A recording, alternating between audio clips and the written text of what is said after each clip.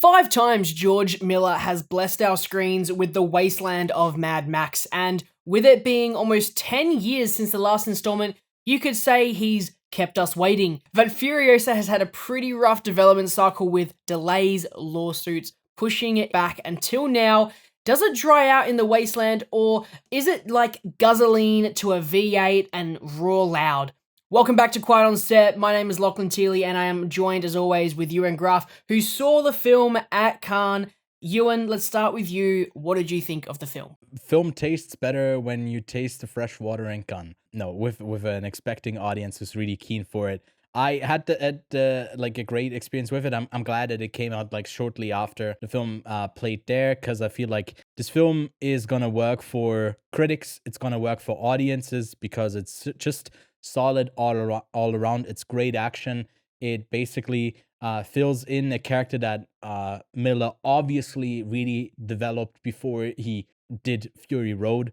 He always had her kind of story sketched out, and he now just gets to fill it in with this film that gets to span a lot of time with the characters, but also splices it in with a lot of visual flair, great sound design, and interesting choices for the characters where we feel like we know where they'll end up. And as cheesy as it sounds, but it's not about the destination. It's about, the road that gets you there. And that's what this movie is like, especially being on the road, which is where we are a lot. We are in different destinations. We get to see the world more being built out, filled in with other characters that we don't see in the sequel. So you know kind of where their fate is going to end up, but do you?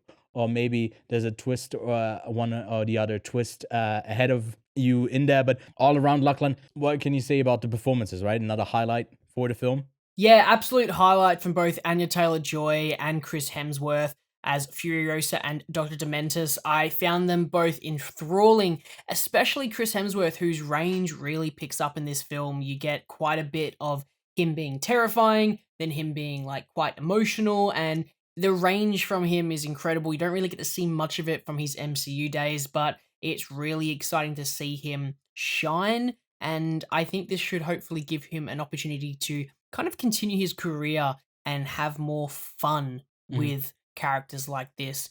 So for me, the performances were absolute highlight. And for me, this film is quite interesting because it is a prequel to Fury Road, which means its job is entirely to set up and develop its characters and set up a world worth exploring, so that during Fury Road, when they reference a place like Bullet Farm or Gastown, you have seen them in Furiosa, and you can finally know what the locations look like and what they've gone through and who those people that rule that place, what they're like, who they are, etc., etc. And you get that character development that you didn't really get in Fury Road because it would break the excellent pacing, which this film does suffer a bit of a pacing problem through the chapters, but it's something that I'm happy to look away from because it is such a fantastic revenge film, and it just does that revenge story so well with Furiosa and Dr. Dementus, and how Furiosa then builds this sort of hate for then Immortan Joe. It's such a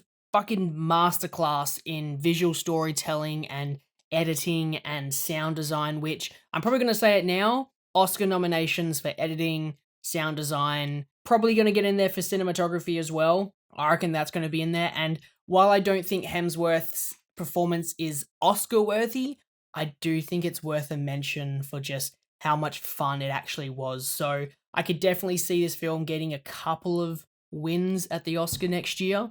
But for now, I'm going to say this film is above Beyond Thunderdome and Mad Max. It is just above Mad Max 2, but Fury Road is still the best Mad Max movie. Of course. We've been eating well with movies set in deserts this year, and definitely going to duke it out at the tech departments at the Oscars. But hey, regardless of what's nominated, what's going to win, doesn't matter. It's just that you get your ass into a seat in the theaters and sit down and enjoy this one because it's a blast. 4.5 for me and Lachlan. I feel like the same for you, right? So if you want to hear more of our thoughts, we have a full-on review for it on this week's podcast that you can go check out. It's linked below. And to talk about the franchise as a whole that you can watch right here as well. So thanks so much for watching, and we'll see you soon. Bye.